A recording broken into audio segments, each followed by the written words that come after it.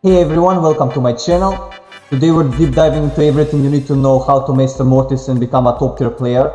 By the end of this video I want you to become a Mortis god like Resume 64.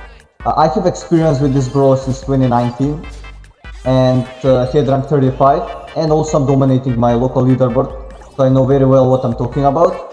I'm a reliable source, had to get that out of the way. Make sure to comment how you improved, and make sure to hit that like button and subscribe. I'm on the road to 1k subs and I need your support. Now let's get started. The first thing you need to do is learn how to move and dash. It maybe sounds stupid, but you have to start from the basics. You need to reach a point where you can visualize the dash range and use it effectively in game. This ensures you're using Mortis correctly and not relying on auto aim. This is the most important part you want to accomplish at first, because you don't want to be the Mortis that dashes into walls. Usually I use auto aim after 2 dashes when I attack, but that's because over the time I became kinda lazy. You need to use auto aim as less as possible. This way your plays can be way better, and overall you know what's gonna happen when you attack. Next up is the build. To push high ranks you need to get Mortis to power 11 as soon as possible for maximum DPS. Damage per second is crucial. I'm not saying you can't push while being under leveled, but that would make things a bit harder. When gadgets came out I used to use the other one, but over the time it fell off. So you definitely want faster emo reload speed. Speaking of things falling off, the star power creepy harvest isn't as good after its nerf. You want speed, which I'll talk about later, and faster reload speed on your longer dash actually surprises many players for some reason. For gears I recommend extra damage with shield, but depending on the map you can mix shield with speed or speed with attack.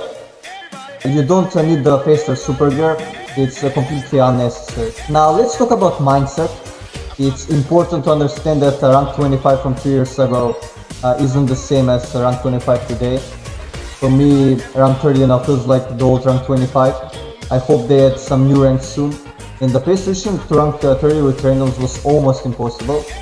It's not some crazy achievement accomplishing this, so your adrenaline shouldn't go up very high. Also, don't be a crybaby. I hate the players who get mad if they lose or did a bad play, and after that affects their whole gameplay. It's not a big deal, and people probably won't clip or remember you for that. It's hard to explain, but you need to be serious or have fun without giving too much attention to dumb things. If your main priority is winning, play safe and take risks when you have to. And don't mock your bad randoms. In the past, if I used a spray and a pin on a bad random, they would start shooting at me, get mad, and stop playing properly. So simply avoid that behavior. At the end of the day, it is what it is. Don't let the past negatively ruin your future. When it comes to speed, you want to dash very quickly. Make sure your connection to the internet is good. Having delay or lag is very bad.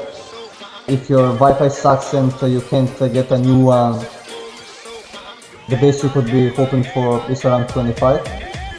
You have to have a good connection if you want to play well. For teammates it's best to train with randoms. This way you will be carrying the games most of the time. And get into situations when normally you wouldn't. This will develop your fast problem solving skills and critical thinking, and on top of everything you have experience. If you wanna play with a good team and you're actually serious about that, it's not as hard as it seems. You can search for teammates by joining clubs, Discord servers, or on YouTube comment section. Now it's time for some real things. Mortis is best for Brawl Ball, so you need to be very good moving with the ball. When it comes to the ball plus normal dash, you can do that in any angle of the 360 degrees. But what you might not know is that while you are doing even a basic dash, you have to be moving in the direction you are trying in. It's literally impossible to execute this mechanic without movement. The same thing applies to super dash. You don't have to be moving the whole time. You can just stand and move for a few milliseconds. Aside from Brawl Ball, Mortis can be very effective in bounty and knockout, as well as in solo and duo showdown under 1k trophies. There's also a great Podzol map for him. GM grab isn't bad either. For solo gameplay, trophy escape is excellent. That's how I reached rank 35. You can check that video out for more details as well. Every other mode I haven't mentioned likely isn't ideal for Mortis. You could play him in duels, but it's not the best way to push for trophies. Keep in mind, if you do everything correctly, you can easily reach rank 30 without a good team. It's achievable for 35, but with good teammates. I rarely even face people that are masters on the way to 1k. They are not even legendary league. Back to the mindset. It takes patience and work.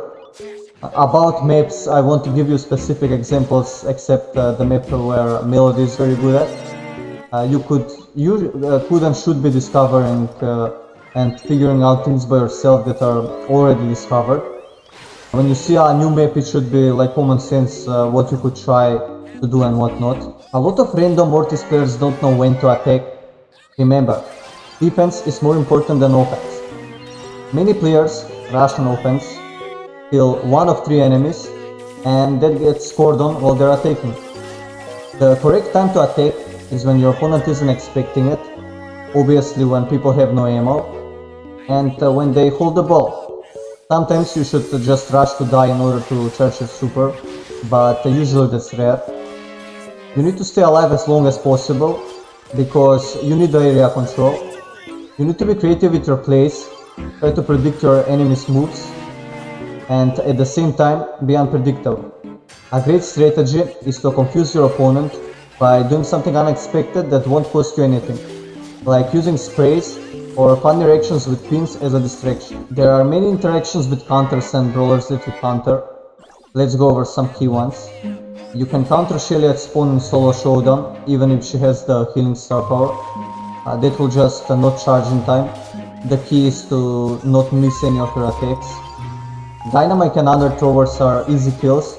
Just wait for jumping dynamites to finish their double jump before attacking them. If you lose to a dynamite, you're doing something wrong. You can chip damage on opponents in 1 or 2 well-timed dashes. Remember, 5 attacks will charge your super, and hitting 2 people with your super followed by a dash on 2 people will recharge your super. This is a common interaction for super chains. Similarly, using your super on 3 people plus 1 dash on a single person will also give you your super back. Using your super on a single person is equivalent to a basic attack in terms of charging. The heals from your super are around 1800 health. You shouldn't really pay too much attention when it comes to those numbers, unless you read everything in the world with numbers. And yeah, those are my tips and tricks. I hope this knowledge has helped you out, and see you until next time.